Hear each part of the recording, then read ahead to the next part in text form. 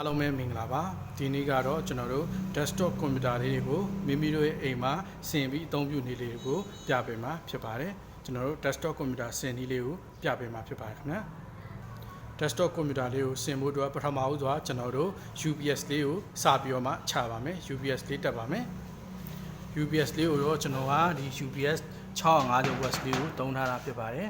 UPS 650 watts လေးကိုသုံးထားပေးပါတယ်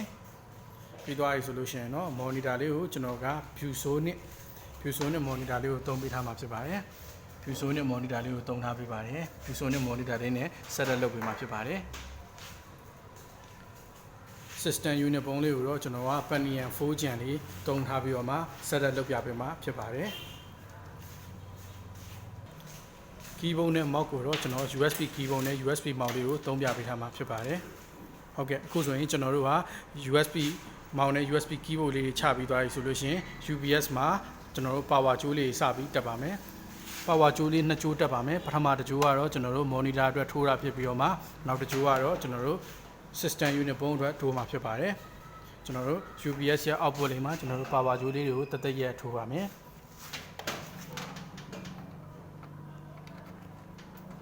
ဟုတ်ကဲ့ပြီးသွားပြီဆိုလို့ရှိရင်ကျွန်တော်တို့ဟာ system unit ပုံးနဲ့ monitor မှာ power ကြိုးလေးထိုးပါမယ်ပထမဦးဆုံးကျွန်တော်တို့ monitor မှာ power ကြိုးလေးထိုးပြမှာဖြစ်ပါတယ်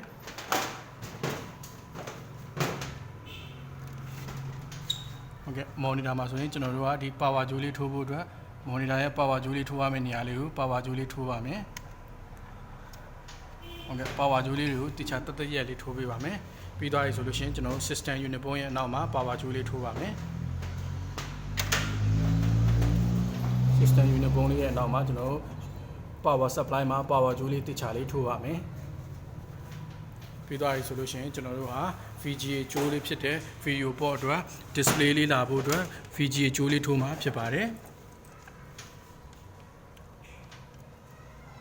ဟုတ်ကဲ့ VGA ကြိုးလေးထိုးမယ်ဆိုလို့ရှိရင်တော့သူ့ရဲ့ပင်လေးတွေကိုတခြားလေးကြည့်ပြီးတော့မှထိုးဖို့လိုပါမယ်ကျွန်တော်တို့က VGA port ရဲ့ပင်လေးဖြစ်တဲ့ VGA port ပင်15ပင်လေးတွေကိုတခြားတက်တက်ရက်ထိုးပါမယ်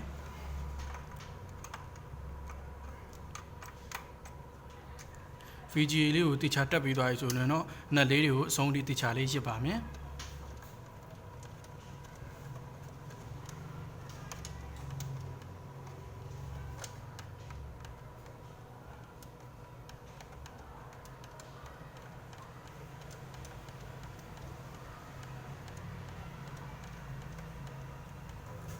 ပြီးသွားရင်တော့ system unit ပုံးမှာကျွန်တော်တို့ VGA ကြိုးလေးထိုးမှာဖြစ်ပါတယ် system unit ပုံးမှာ VGA ကြိုးလေးကိုတက်တက်ရက်လေးထိုးပါမယ်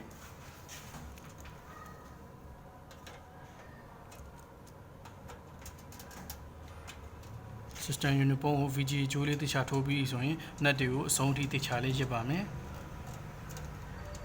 အဲဆိုရင်တော့ VGA ကြိုးလေး join ပြီးသွားပြီဖြစ်ပါတယ်ဟုတ်ကဲ့ပြီးသွားလို့ရှိရင်ကျွန်တော်တို့ဟာ USB keyboard နဲ့ mouse လေးတက်မှာဖြစ်ပါတယ်ကျွန်တော်တို့ USB keyboard နဲ့ mouse လေးကို system unit ပုံးမှာထိုးပါမယ်ကျွန်တော်တို့ USB 3.0 ရှိနေတဲ့အပြောင်ပေါ်လေးမှာ USB ကြိုးလေးတွေတက်ပါမယ် USB keyboard နဲ့ USB mouse လေးတက်ပါမယ်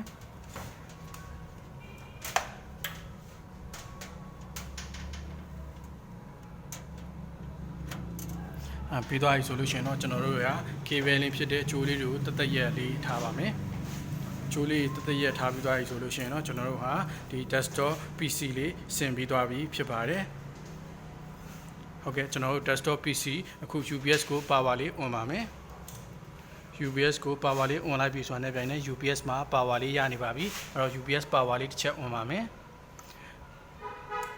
UPS power လေးဟာအခုလိုအစိမ်းရောင် state လေးကိုရောက်နေပြီဆိုရင်တော့ဒါ UPS power on ပြီးသားဖြစ်ပါတယ် UPS power on လိုက်တာနဲ့ပြိုင်နဲ့ကျွန်တော်တို့ monitor မှာ power ရောက်နေပြီးတော့မှ system unit ပုံးမှာလည်း power လေးရနေပါပြီဟုတ်ကဲ့ကျွန်တော်တို့ power ရောက်ပြီဆိုလို့ရှိရင် system unit ပုံးလေးကို power on ပါမယ်ကျွန်တော်တို့ system unit ပုံးလေးကို power on လိုက်ပြီဆိုတာနဲ့ပြိုင်နဲ့ system unit ပုံးရဲ့ display မီးလေးတွေဟာလင်းလာမှာဖြစ်ပါတယ်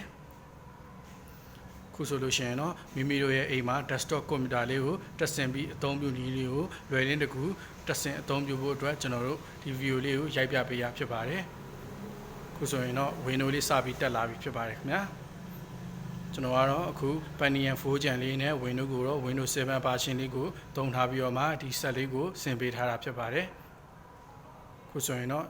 Windows လေးဟာတက်သွားပြီဖြစ်တဲ့အတွက်ကြောင့်မိမိတို့ရဲ့အိမ်မှာ desktop computer လေးတွေကိုဆင်ပြီးသုံးမယ်ဆိုလို့ရှိရင်တော့ဒီ video လေးတိုင်း like ပြီးတော့မှဆင်ပြီးသုံးလို့ရပါတယ်လူကြီးမင်းတို့မှာ webcam နေနဲ့ audio interface အတွက် audio သုံးလို့ရမယ်speaker တို့ microphone တို့ရှိနေရဆိုလို့ရှိရင်တော့ကျွန်တော်တို့ system unit ပုံးလေးရဲ့နောက်က audio port လေးနဲ့ webcam သုံးဖို့အတွက် port လေးတွေကိုအောက်မှာထိုးပေးလို့ရပါတယ်ခုဆိုလို့ရှိရင်တော့ကျွန်တော်တို့ဟာ desktop computer လေး set up လုပ်ပြီးသွားပြီဖြစ်တဲ့အတွက်ကြောင့်မလို့ desktop computer လေးကိုစပြီးတော့သုံးလို့ရပါပြီအားလုံးအထူးကျေးဇူးတင်ပါတယ်